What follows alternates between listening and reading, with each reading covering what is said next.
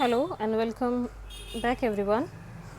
तो आज का हमारा टॉपिक होगा ASP, that is active server pages. Active server pages क्या है? It is a development framework for building web pages. ये वेब पेजेस डेवलपमेंट बिल्ड करने के लिए क्या है? एक डेवलपमेंट फ्रेमवर्क है। ASP या फिर कह सकते हैं हम ASP.NET जो है वो सर्वर साइड टेक्नोलॉजी है। जैसे हमने लास्ट क्लास में पढ़ा था CSS हमारा क्लाइंट साइड टेक्नोलॉजी था। ASP supports many different development models. तो ये सारे ASP के ही मॉडल्स होते हैं। Classic ASP, ASP.NET web forms, ASP.NET MVE, ASP.NET web pages या API या .NET कोर।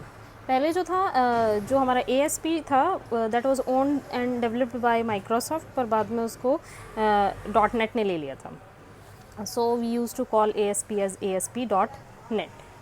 फिर उसके बाद आता है ASP हमारा क्या क्या कर सकता है। ASP can generate dynamic web pages को जनरेट कर सकता है and process the content of HTML forms. HTML form के कंटेंट को प्रोसेस कर सकता है। डाटाबेस ड्रिवन वेब पेजेस को क्रिएट कर सकता है। ट्रैक्स यूज़र सेशंस, यूज़र के सेशन को ट्रैक करना। इसका मतलब क्या है कि जिस टाइम पे यूज़र ने इन्फॉर्मेशन स्टोर की या फिर the moment they arrive at A website, और फिर बताता है कि the moment they leave from the website, तो वो यूज़र का पूरा सेशन उसने ट्रैक किया at the time of arrival and at the time of departure, उसको दोनों को पता होता है। और ईमेल सेंड करने के लिए हम क्या करते हैं? ASP का यूज़ करते हैं। अब ASP की हिस्ट्री या कंपोनेंट्स में क्या आता है? It was introduce in July 1996 में से इंट्रोड्यूस किया गया। Then internet information server IIS के साथ इसे बंडल किया गया ऑन 30 मार्च ऑफ 1997। फिर आया आपका ASP 2.0, वो इंट्रोड्यूस हुआ था 1998 में एंड शिफ्ट विद IIS 4.0 के साथ बंडल किया गया था उसे। फिर ASP 3.0 that was shift as a part of Windows 2000 IIS 5.0। फिर क्या है? सिंटेक्स जो है इसका वो that comprised of ASP HTML tags and pure text. तो जो हमारा सिंटेक्स होता है ASP का, उसके अंदर क्या क्या होता है? हमारा HTML टैग्स होते हैं एंड टेक्स्ट होता है। ASP पेजेस के अंदर क्या क्या होता है? सबसे पहले HTML टैग्स हमने पढ़ा, फिर कोई scripting language, then built in objects, फिर एक्टिव एक्स कंपोनेंट्स जिसे कह सकते हैं हम ADO। फिर हमारा क्या आता है? ASP is a standard HTML file with extended additional features. कुछ एडिशनल फीचर्स होते हैं HTML फाइल में, अगर ऐड कर दिए जाएँ तो वो क्या होती है? हमारी ASP बन जाती है। ओके उसके बाद आता है हमारा ASP सिंटेक्स। ASP सिंटेक्स हमारा कैसे होता है? सबसे पहले HTML tag, then body tag, then ये परसेंट का साइन आता है and then we use to write response dot write. Print कराने के लिए हम लिखते हैं रिस्पॉन्स डॉट राइट। अब ये हेलो वर्ल्ड अगर प्रिंट करना है तो उसके लिए लिखा हमने रिस्पॉन्स डॉट राइट, के अंदर हम जो भी लिखेंगे वो हमारा वेब पेज पे प्रिंट हो जाएगा। And then same percent sign के साथ इसको क्या कर दिया? ये टैग क्लोज हो गया।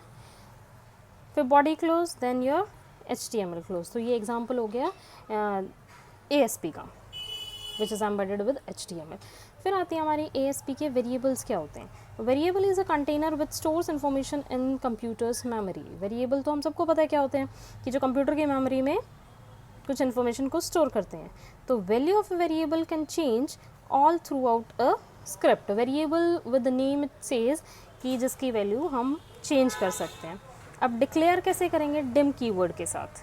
जो हमारी VB स्क्रिप्ट में हमारा वे होता है किसी भी वेरिएबल को, या फिर स्क्रिप्टिंग लैंग्वेज जो यूज़ करते हैं, सेम जो है वो हम format with little bit difference हम किस में यूज़ करते हैं? ASP में। इसमें भी VB में भी हम डिम कीवर्ड का यूज़ करते हैं वेरिएबल नेम को डिक्लेयर करने के लिए। यहाँ भी हम dim then variable name. Example आ गया, टैग के अंदर डाला percent sign dim title, title हमारा वेरिएबल है, percentage sign and the close. फिर आता है कुछ रूल्स होते हैं जब भी हम किसी भी एक वेरिएबल को डिस्क्राइब करते हैं तो क्या करना होगा? Make sure that the variable name is descriptive, कि अच्छे से बताए वो नेम कि वो किसके बारे में है। Make sure that the variable name is appropriate length, उसकी लेंथ भी अप्रोप्रिएट होनी चाहिए। फिर कोई स्पेस यूज़ नहीं होना चाहिए वेरिएबल नेम में, कोई डॉट का साइन, पीरियड यूज़ नहीं होना चाहिए, कोई स्पेशल सिंबल यूज़ नहीं होना चाहिए, और वेरिएबल का नेम कभी भी 255 कैरेक्टर से एक्सीड नहीं करना चाहिए। ओके ये हमारे कुछ रूल्स हो गए।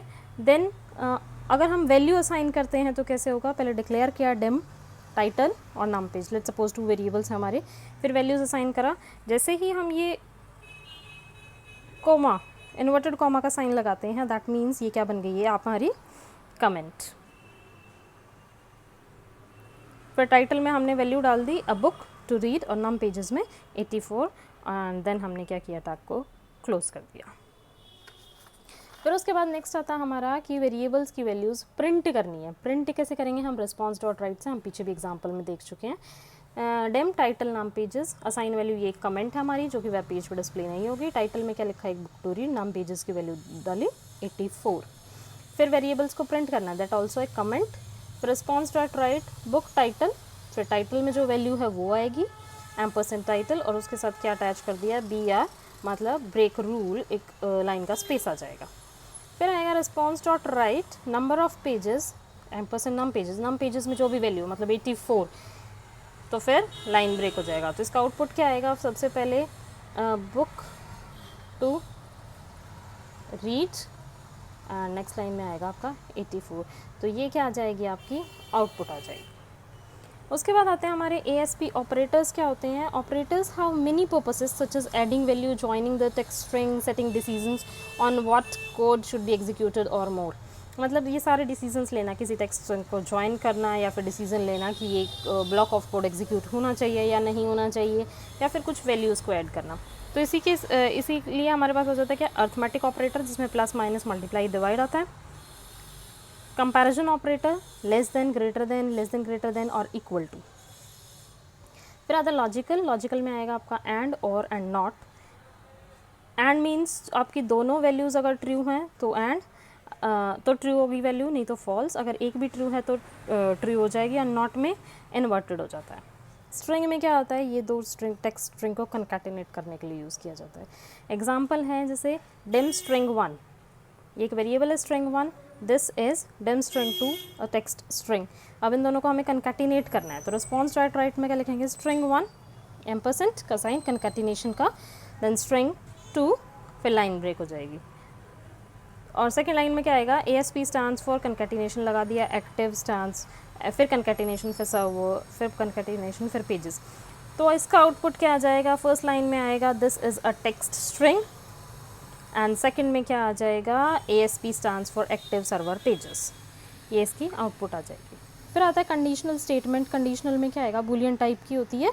पहली तो कि इधर द वैल्यू इज़ ट्रू और फॉल्स। जैसे आपने एक क्वेश्चन किया, डेम इज़ मैरिड, कि is married, if it is yes तो yes it is married, otherwise statement will be false, then no. फिर हमारा नेक्स्ट आती है if then statement. If then statement क्या कहती है, if x is greater than 1 तो रिस्पॉन्स डॉट राइट लिख दो x इज़ ग्रेटर।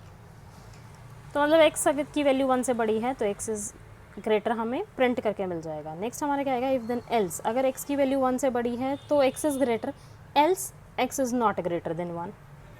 तो ये क्या हो गया हमारी इफ़ देन एल्स, अगर ये नहीं तो ये, देन एंड इफ कर दिया हमने लास्ट में। इफ़ देन एल्स इफ, मतलब दो कंडीशंस आएंगी, एक कंडीशन अगर सेटिस्फाई हो गई तो ठीक, नहीं हुई तो दूसरी कंडीशन सेटिस्फाई करो। If x is greater than 1 then print कर दो कोई value that x is greater. Else if अगर ये नहीं है तो x इज़ लेस देन 1, ये चेक करेंगे, अगर है तो x is less than 1 print कर दो। अगर ये भी नहीं है तो एल्स कंडीशन आ जाएगी, हम प्रिंट कर देंगे x इज़ इक्वल टू 1, तो ये हो जाएगा हमारा एंड इफ़।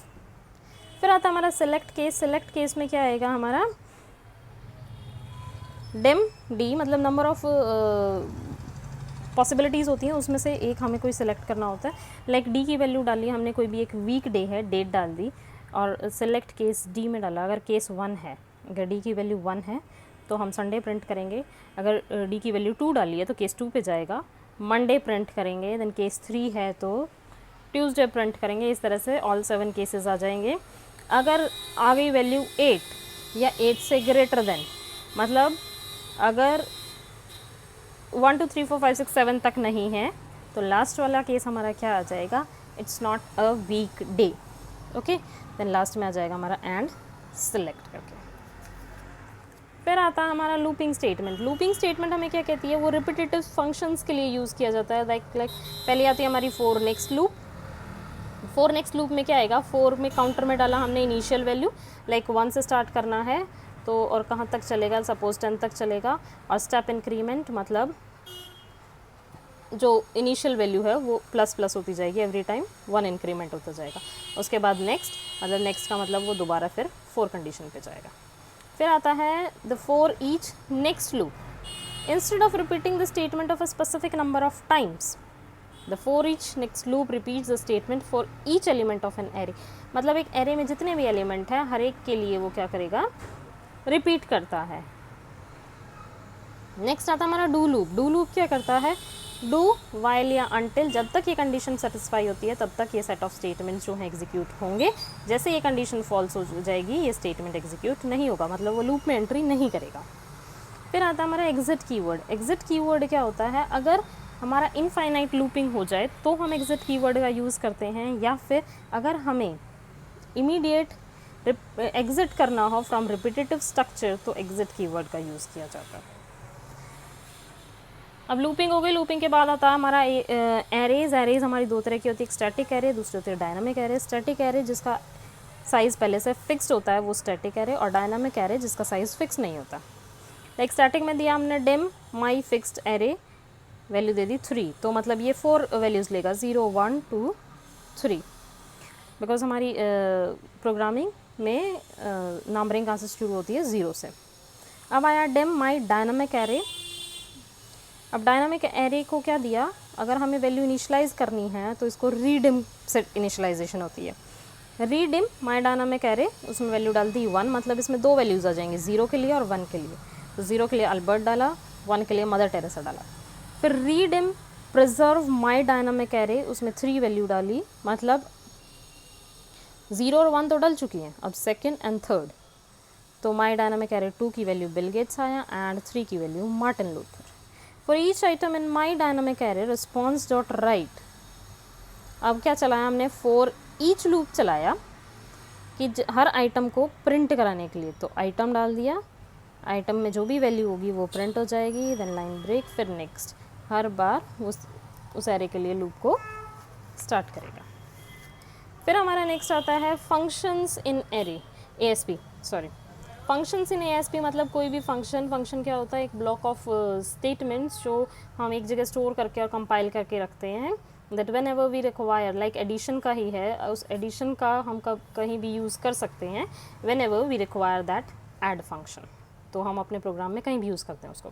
फिर क्या आता है HTML हेड टैग आया, स्क्रिप्ट आया, स्क्रिप्ट टैग के अंदर डाला हमने creation of function, script close किया, हेड क्लोज किया, बॉडी क्लोज किया। ये क्या होता है हमारा, मतलब हम स्क्रिप्ट टैग में कोई भी फंक्शन को क्रिएट करते हैं। और फंक्शन टैग को क्रिएट करने के लिए स्क्रिप्ट टैग में जाएंगे, और वो फंक्शन कैसे क्रिएट करते हैं, एक्सेस मॉडिफायर फंक्शन, और यहाँ फंक्शन का नेम, ये सारे हमारे क्या हैं, कीवर्ड्स हैं। फंक्शन का नेम एज डाटा टाइप, यहाँ डाटा टाइप भी डालेंगे। एक्सेस मॉडिफायर मतलब पब्लिक प्राइवेट आपका क्या है, फिर फंक्शन का एंड हो जाएगा।